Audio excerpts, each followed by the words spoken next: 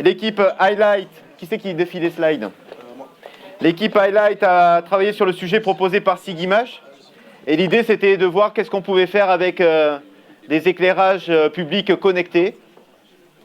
Quel était le potentiel et comment s'y prendre. Donc, allez-y et dépêchez-vous parce que lui, il a un train à prendre. Hein, donc, c'est ça? Donc, vous avez que 3 minutes. C'est bon? Allez, go!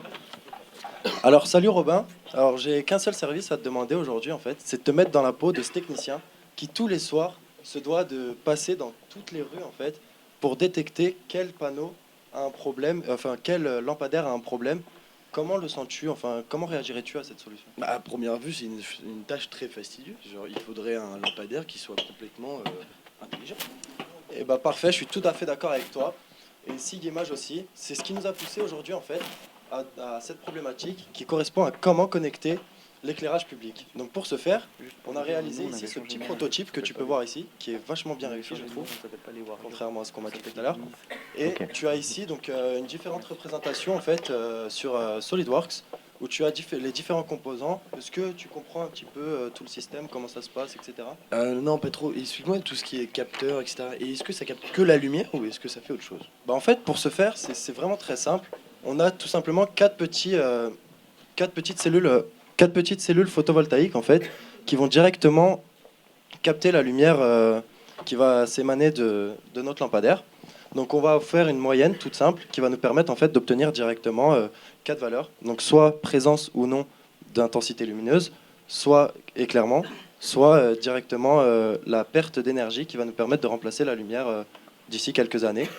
Donc en plus de ça, on a une batterie donc, qui va nous permettre d'alimenter un accéléromètre qui va nous permettre en fait en cas de choc avec une voiture et un poteau et que le poteau vient à se déplacer.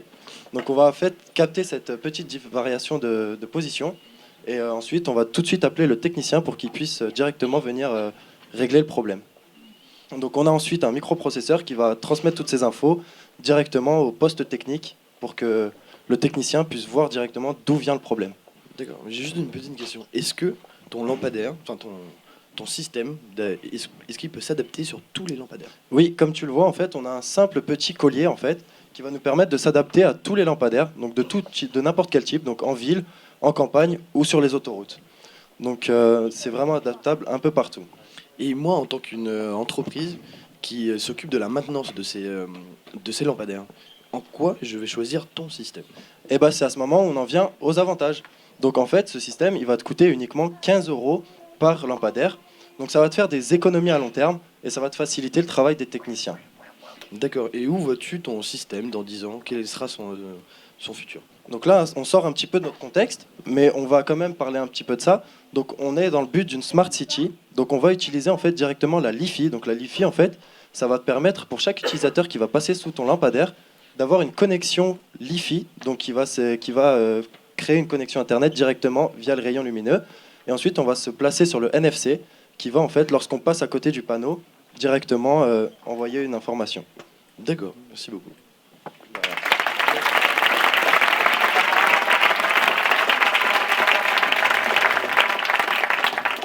Est-ce qu'il y a des questions?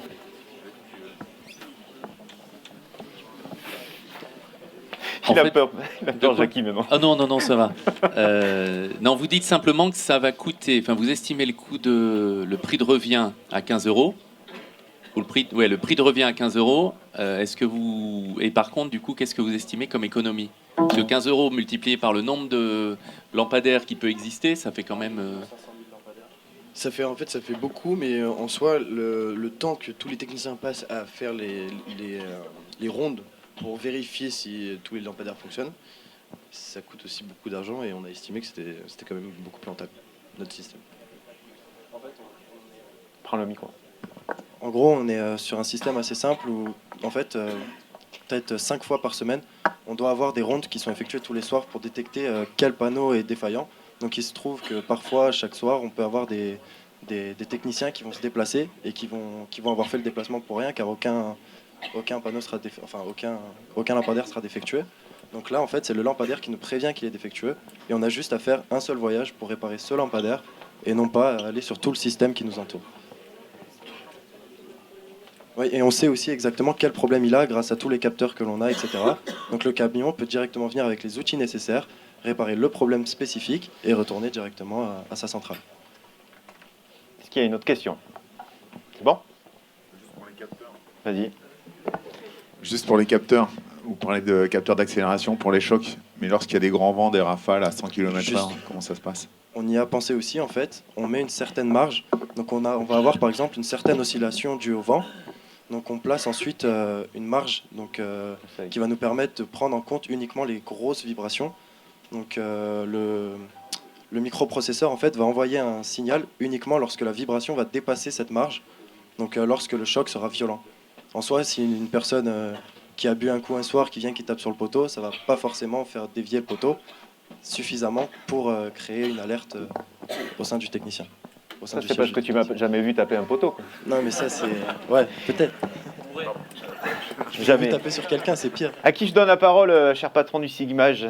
Aymeric? Allez, vas-y, Aymeric. Bonjour à tous. Félicitations déjà. Donc là, vous avez une équipe composée de Français et d'Espagnols. Donc une belle coopération transfrontalière basque. Et très bien. Là, moi, je suis assez satisfait. Donc j'ai proposé la mission en tant que responsable de l'innovation à Sigimage, où on fait des logiciels qui permettent à nos clients de gérer des millions, enfin 1,5 million de points lumineux en France. Comme ils l'ont dit, c'est vrai que c'est très coûteux pour les techniciens de se déplacer et de contrôler le bon fonctionnement et le bon état des points lumineux, des lampadaires, des luminaires. Et là, on est vraiment sur la période, sur la grande tendance légitime des objets connectés. Et je trouve qu'ils nous ont proposé une bonne solution pour connecter des objets qui sont pas forcément récents, qui sont peut-être des fois vétustes. Et donc voilà, merci beaucoup. Merci, Aymeric.